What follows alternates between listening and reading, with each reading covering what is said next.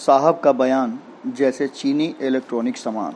इसके साथ ही शुरू हो गई अब प्रधानमंत्री नरेंद्र मोदी पर हमला का सिलसिला।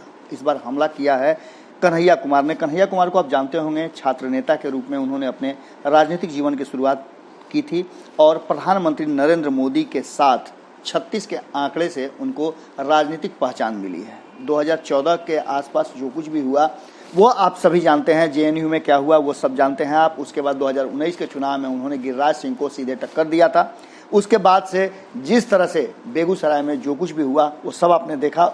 कन्हैया कुमार बिहार चुनाव में अब एक्टिव मोड में आ गए हैं और वहीं उन्होंने खास करके प्रधानमंत्री नरेंद्र मोदी को चीन का नाम नहीं लेने पर जबरदस्त घेरा है और इतना ही नहीं, उन्होंने बिना नाम लिए हुए जम करके गलिया दिया है।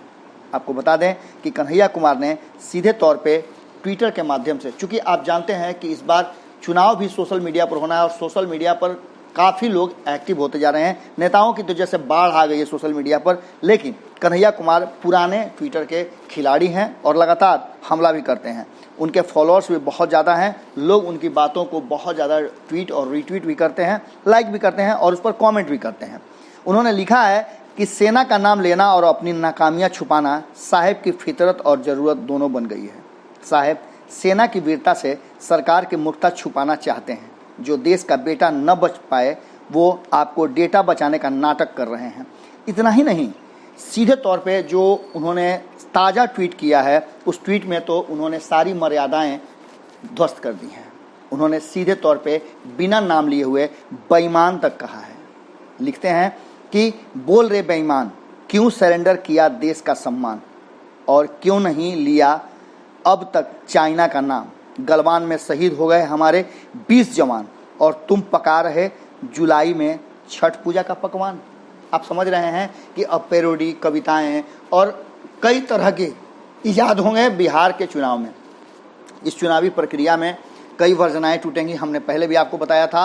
अब जिस तरह से छू बोल दिया है कन्हैया कुमार ने, निश्चित रूप से बिहार में सियासी तापमान बढ़ने वाला है। और ये तापमान जहां एक तरफ नीतीश कुमार वर्सेस तेजस्वी यादव बढ़ गया है, वहीं दूसरी तरफ अब अलग तरीके से भारतीय जनता पार्टी के सबसे बड़े चेहरा प्रधानमंत्री नरेंद्र मोदी पर हमला करके कन्हैया कुमार ने बढ़ा दिया है। देखने वाली बात होगी कि भारतीय जनता पार्टी के जितने भी हार्डकोर नेता हैं उन पर तत्कालीन रूप से विराम लगा हुआ है। वो कोई भी बात और बयान नहीं कर रहे हैं जिससे कि पब्लिक और रिएक्शन आए। लेकिन इन सब के बीच जिस तरह से कहीं ना कहीं कन्हैया कुमार ने उस्का दिया है और सीधे तौर पर प्रधानमंत्री को अपशब्द, जिसे जी हाँ बिल्कुल अपशब्द कहा है, उस अपशब्द का जवाब भारतीय जनता पार्टी किस लहजे में देती है।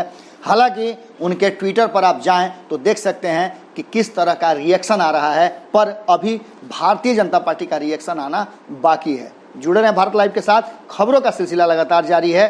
अब चुनावी रणनीति और चुनावी रण में गेम ऑन हो चुका है। आपको इस तरह की खबरें लगातार मिलती रहेंगी और कई वर्जनाएं टूटेंगी, कई बैरियर्स टूटेंगे। संविधान और संवैधानिक भाषा को छोड़कर सीधे गंवई भाषा और एक दूसरे पर गाली गलौज तक की स्थिति अब धीरे धीरे शुरू होने लगी है।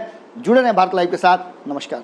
बढ़ाएं अपना कदम सक्सेस की ओर शिखर करियर इंस्टीट्यूट के साथ। शिखर करियर इंस्टीट्यूट पूर्वी भारत में एकमात्र कोचिंग संस्थान जो एक्सक्लूसिवली है मेडिकल एंट्रेंस एग्जाम के लिए।